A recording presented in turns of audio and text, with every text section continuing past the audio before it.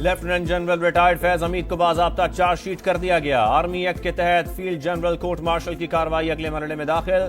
फैज हमीद ने official secret act की खिलाफ वर्जी की, रियासत के तहफ़्फ़ुज़ और मफाद को नुकसान पहुंचाया, इख्तियारात और सरकारी वसाइल के गलत इस्तेमाल का भी इल्जाम, इंतशार और बदअमनी से मुतालिक पुरतशद्दुद वाक़यात में अलहदा तफ्तीश। 9 मई से जुड़े पुरतशद्दुद वाक़यात भी शामिल। ISPR के मुताबिक फैज हमीद ने पुरतशद्दुद वाक़यात में मज़मूम सियासी अनासिर से मिली भगत की। फैज हमीद को तमाम कानूनी हुकूक फराहम किए जा रहे हैं।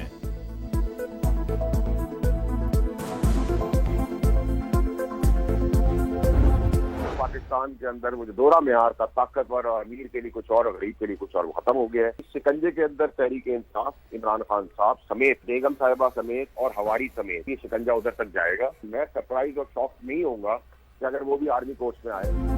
फैज हमीद के खिलाफ कार्रवाई सबके लिए सबक है। बानी PTI के खिलाफ भी मिलिट्री कोर्ट में कार्रवाई हो सकती है। शिकंजा बानी PTI, अहलिया और हवारियों तक जाएगा। सेनेटर फैसल वाडा का रद्द-ए-अमल, कहा पाकिस्तान में अमन और अमान की सूरत हाल बेहतर होगी। सिविल नाफरमानी की कॉल फैज हमीद को बचाने के लिए दी गई। सेनेटर तलाल चौधरी ने कहा कि फैज हमीद के खिलाफ चार्जशीट साबित करती है 9 मई हो या 26 नवंबर, ये एहतजाज नहीं बगावत थी। ये फैज हमीद और PTI गठजोड़ के खिलाफ चार्जशीट है।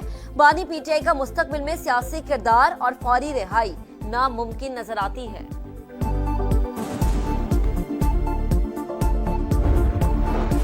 फैज हमीद के खिलाफ चार्जशीट में संगीन इल्जामात लगाए गए हैं। फौजी जर्नैल का सियासी सरगर्मियों में मुलव्वस होना और ऑफिशियल सीक्रेट एक्ट की खिलाफ वर्जी बड़े इल्जामात हैं। दिफाई तज्जियाकारों का रद्द-ए-अमल, कहा रिटायरमेंट के बाद भी फैज हमीद का सियासी मामलात में हिस्सा लेना नाकाबिल कबूल है।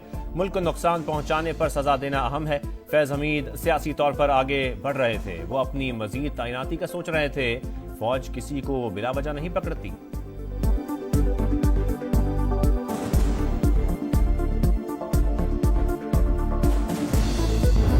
जिन्होंने इस्लामाबाद पर जो चढ़ाई करने की एक इंतहाई नापाक कोशिश की, उनको किसी सूरत भी नहीं छोड़ा जाएगा। फिर एक कॉल देने की कोशिश की गई, सिविल डिसोबीडियंस। इससे बड़ी पाकिस्तान के साथ दुश्मनी और क्या हो सकती है। सिविल नाफरमानी की कॉल मुल्क दुश्मनी है। इस्लामाबाद पर चढ़ाई की नापाक कोशिश की गई। पाकिस्तान के खिलाफ साजिश करने वालों को नहीं छोड़ेंगे। वजीर आजम शहबाज शरीफ का 2 टूक पैगाम। वफाकी काबीना के इजलास में कहा सियासी इस्तेहकाम मुआशी तरक्की और सरमायाकारी के लिए जरूरी है। हुकूमती कोशिशों से महंगाई कम हुई। तरसीलात ज़र रिकॉर्ड सतह पर है। शाम के मामले पर पाकिस्तान गैर जानिबदार है। वहाँ फंसे पाकिस्तानियों की वापसी के लिए मैकेनिज्म तय कर लिया। काबीना ने मजीद 8 IPPs के टैरिफ रिव्यू की मंजूरी दे दी। कौमी खजाने को 200 अरब रुपए की बचत होगी।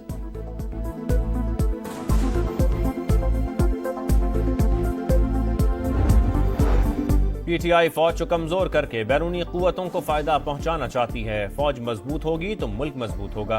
वफाकी वजीर इत्तलात अता तारड़ की प्रेस कॉन्फ्रेंस का खैबर पख्तूनख्वा के वज़रा ने सिविल नाफरमानी की कॉल का बायकॉट कर दिया। PTI मुश्किलात और तकसीम का शिकार है। ये जमात मुल्क में इंतशार और अनारकी चाहती है। मदारिस रजिस्ट्रेशन का ऐसा हल चाहते हैं जो सबके लिए काबिल कबूल हो।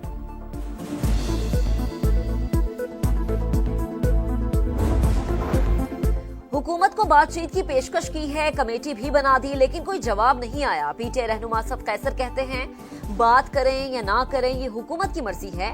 हमारे पास एहतजाज को आगे बढ़ाने के कई ऑप्शंस मौजूद हैं। मौलाना फजल रहमान के साथ राबते में है। ख्वाहिश है मिलकर तहरीक चलाएं।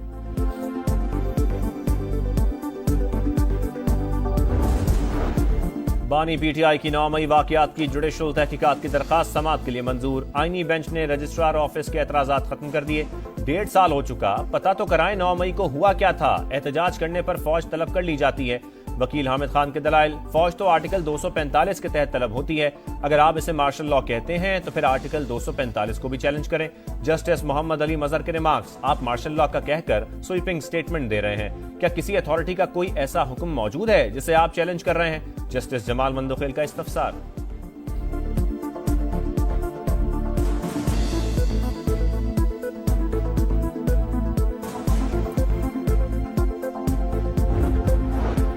बानी तहरीक इंसाफ के खिलाफ तौहीन अदालत की हुकूमती दरख्वास्त पर समाअत गैर मुअय्यना मुद्दत तक मुलतवी। अदालत ने नोटिस किया तो बानी PTI को पेश भी करना पड़ेगा। जस्टिस अमीनुद्दीन का एडिशनल अटॉर्नी जनरल को हुकूमत से मजीद हिदायत लेने का मशवरा। जस्टिस जमाल खान मंदोखेल ने कहा, तौहीन का मामला अदालत और तौहीन करने वाले के दरमियान होता है, हुकूमत क्यों जज्बाती हो रही है। फौजी अदालतों में सिविलियन ट्रायल केस की समाअत जुमेरात तक मुलतवी। आईनी बेंच ने बानी को खैबर पख्तूनख्वा जेल मुंतकिल करने की दरख्वास्त भी खारिज कर दी। शहरी पर 20,000 रुपए जुर्माना।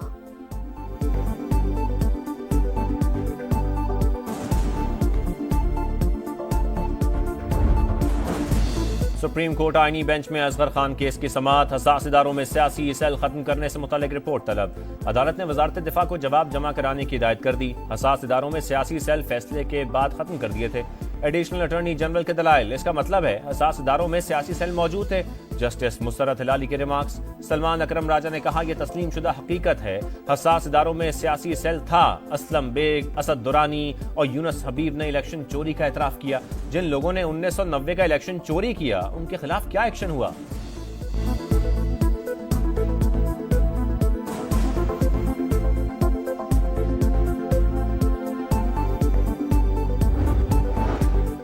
यूरोप में सिक्योरिटी फोर्सेस की कार्रवाई, 15 ख्वारिज मारे गए। असलहा, गोला बारूद और धमाका खेज मवाद बरामद।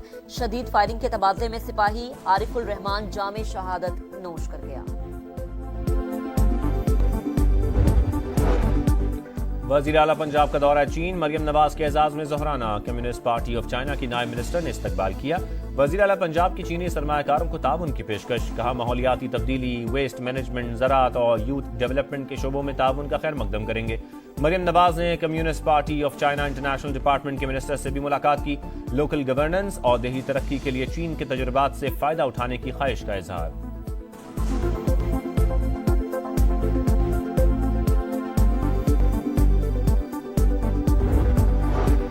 गवर्नर पंजाब से वजीर आला सिंध की मुलाकात। नून लीग और पीपल्स पार्टी की पावर शेयरिंग मीटिंग पर तबादला ख्याल।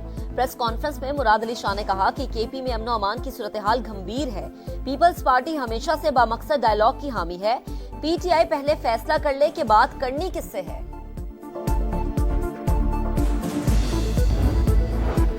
कराची के इलाके बल्दिया टाउन में मुस्लिम लीग नून के इलाकाई ओहदेदार का कत्ल। सीसीटीवी फुटेज सामने आ गई। वाकया टारगेट किलिंग है या डकैती मजामत, पुलिस की तहकीकात जारी।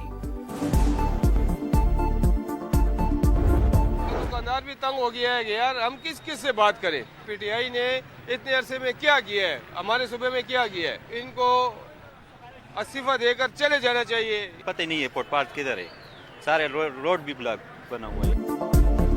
पेशावर के किस्सा ख्वानी बाजार में तजावुजात की भरमार। शहरियों का पैदल चलना मुहाल। ट्रैफिक जैम मामूल।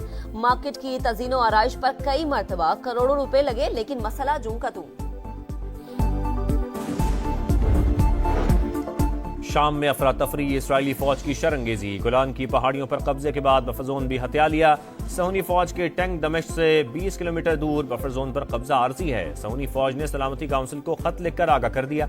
शामी हुदूद में दाखिल होने की तरदीद। दमिश्क में एयर बेसेस और असलहे के जखीरे पर शदीद बमबारी।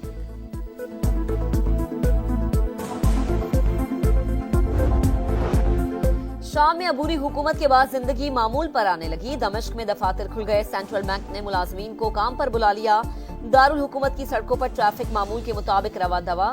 लबनान में मौजूद शामी पनागुजीन भी घरों को लौटने लगे। कई खानदान बरसों बाद दमिश्क वापस पहुंचे। तुर्क सदर ने शामी मुहाजिरीन की वापसी के लिए सरहद खोलने का ऐलान कर दिया।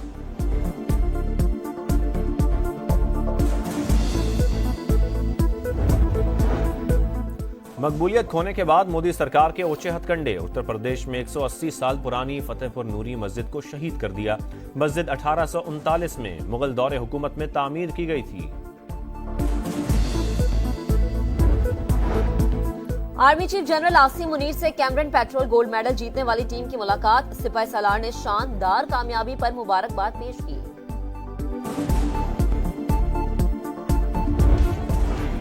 ग्रीन शर्ट्स का नया मार्का आज से शुरू। पाकिस्तान का जनूबी अफ्रीका से पहला T20 चंद घंटे बाकी। डर्बन में होने वाले मैच के लिए शाहीनों की प्लेइंग 11 फाइनल। शाहीन प्रोटीज के देश में 3 T20, 3 वनडे, 2 टेस्ट मैच खेलेंगे।